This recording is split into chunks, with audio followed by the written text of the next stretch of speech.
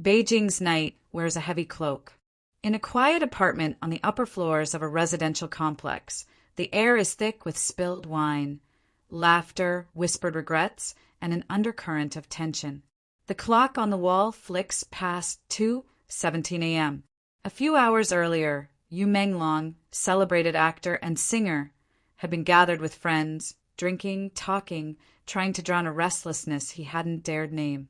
No one knows when the mood changed. Someone left the room. A window opened. A hand traced a crack in the wall. The quiet thrum of his phone lying on the bedside table. Screen dark, notifications piling up. And then, in the midst of that somber silence, he typed something. A last message. His fingers trembled. His heart pounded. At 2:35 a.m., the phone screen flickered. Mime, I'm sorry. There was no more.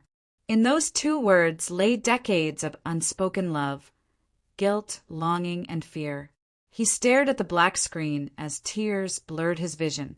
The message hovered in the messaging app, unsent, or perhaps already sent, but invisible in the depths of night. Mama, I failed you. He put the phone down. His breath caught. Somewhere behind him, a door creaked. He turned and walked. Morning breaks over Beijing. Faint light through smudged windows. A neighbor, walking their dog, spots something on the ground. Emergency sirens wail. A body is carried away in white sheets. News breaks. A well-known actor has fallen from a height. By 6:44 p.m. that evening, Menglong's studio posts a statement. He died. The Chang'an District Public Security Bureau rules out criminal involvement. The word accident is whispered. But soon, the net buzzes with speculation. Why no official autopsy report? Why delete posts with questions? Some claim a live stream shows him mouthing, "Help," moments before disappearing.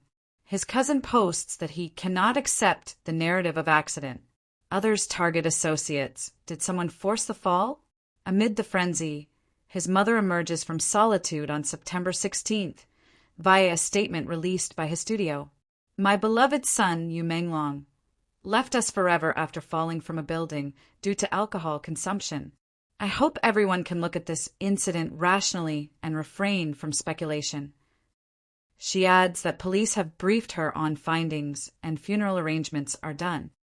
I also hope to return to a peaceful life, cherishing the memory of Menglong. I believe that is what he would have wished. Many fans don't believe it.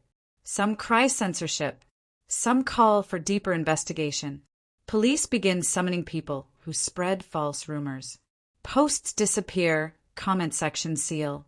Amid the digital storm, that two-word message resounds in the hearts of fans like an echo left behind. What was he thinking in those final moments? What shadows haunted him that he felt compelled to send those words?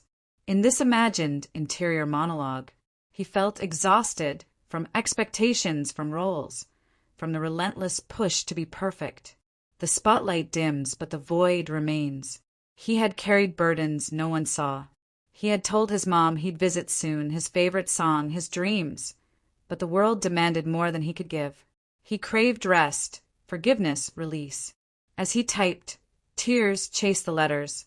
He asked for pardon, not for a misdeed, but for his flaws, for the weight he couldn't lift. His fingers lingered over send, hovering between confession and retreat.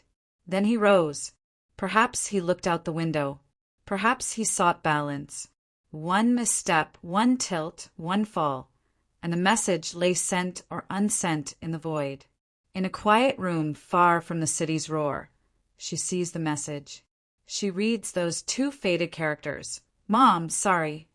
She collapses, silent sobs echoing in an empty house. She reaches for the phone, overlooks missed calls, unread words, the weight of every day she waited for his return. She thinks, if only I had known, if only I had asked.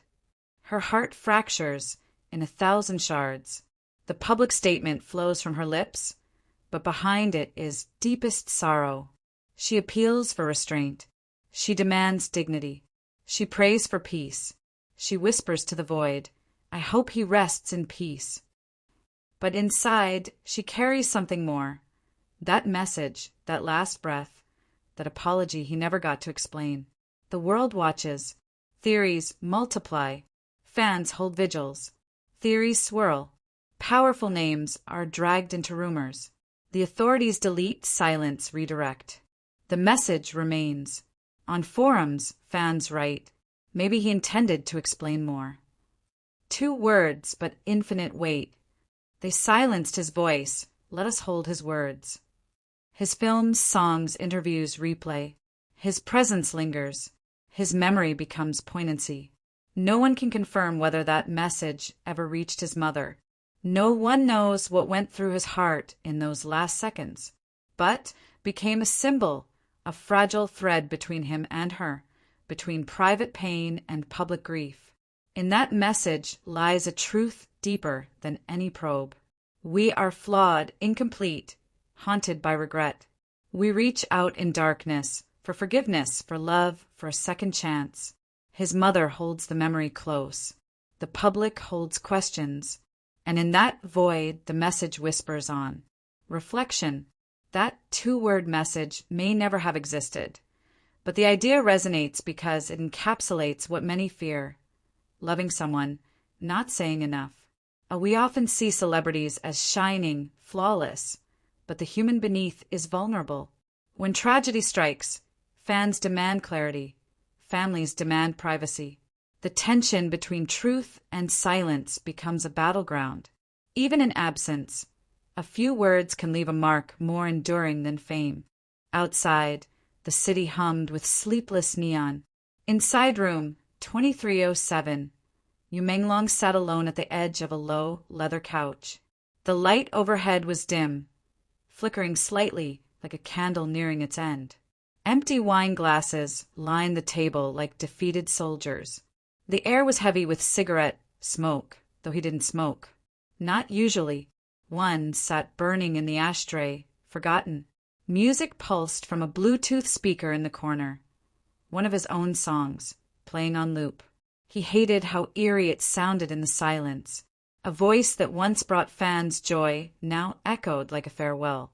He picked up his phone again. Unlock. Swipe. Messages. A dozen unread notifications. Some from friends. Bro, you left? Get home safe. Some from his assistant. You have filming at 8. And one message thread sat at the top. Mom, red heart. He hovered over it. He didn't open it. Not yet. Just a few days earlier, his mom had texted him. Did you eat yet? I made your favorite eggplant with garlic sauce. I'll make it again when you come visit. You promised to be here for Mid-Autumn Festival. He hadn't replied, not because he didn't care, but because he didn't know what to say. Every time he went home, she saw him less and less as the boy she raised, and more as a stranger trapped in a public life. Fame had twisted things. People smiled at him everywhere, but he felt lonelier than ever. Menglong stared at the mirror. His reflection was pale, his hair slightly disheveled, face shadowed under the low light. He leaned in, watching himself like a stranger. His eyes were bloodshot, not from crying, but from not sleeping. Maybe from drinking. Maybe from carrying too much. He whispered to his own reflection. Why can't I say it? Why is it so hard to tell her the truth? He picked up the phone again. This time he opened the chat with his mom. Typing. Mom. He stopped, deleted it, started again. Typing. Mom, I'm sorry. 2 words. That's all he could say. But those 2 words, they carried years. The missed dinners, the holidays he skipped, the awards he didn't invite her to because he didn't want her seeing how exhausted he looked behind the smile. The anxiety, the breakdowns, the times he considered walking away from everything. He didn't hit send. He just stared at the message, his thumb shaking slightly above the arrow icon. In the hallway, the lights flickered. A knock on the door. Light cautious. Menglong? Are you still in there? We're heading out. You okay? He didn't respond. Footsteps faded. The door clicked shut again. The silence returned, heavier than before. He turned the phone screen off, set it face down on the couch. He walked to the window, sliding it open. The Beijing skyline glittered beneath him. So many lights, but in that moment they all looked like exit signs. Inside, a storm brewed. Will she blame herself? Will she think I didn't love her enough? Is 2 words too little, or all that's left to say? He imagined her reading it, imagined her standing in their kitchen, her glasses slipping down her nose as she wiped her hands on her apron to check the phone. He saw her blinking at the screen.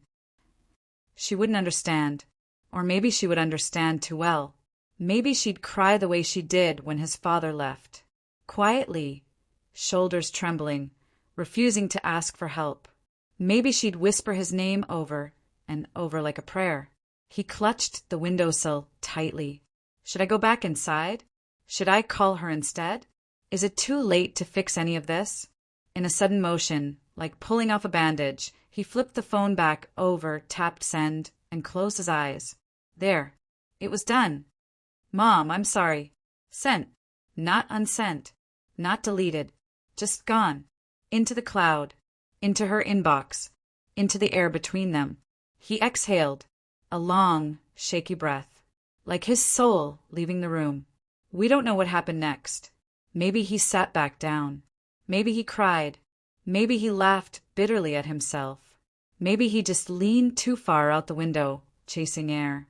Maybe the night simply swallowed him whole. But when the news broke hours later, all that remained in room 2307 was a phone on the couch, a faint smell of smoke, and a text glowing softly on the screen. When his mother received it, she was standing by the sink, washing rice for breakfast. Her phone buzzed once. She smiled when she saw his name, then frowned when she read it, then dropped the phone. Her knees buckled. Menglong. What do you mean, sorry? What happened? She called him. No answer. She texted back. No response. The panic rose like a tidal wave. When the studio called 3 hours later, she already knew. She already knew. Mom, I'm sorry. 2 words. No explanation. No context. Just raw, irreversible finality. It's why the fans cry. It's why the forums rage. It's why we're still writing about it. Because in just 5 Chinese characters, he told a story too big for fame, too real for silence. And we will never stop wondering, what if he had sent something more? What if he had waited one more night?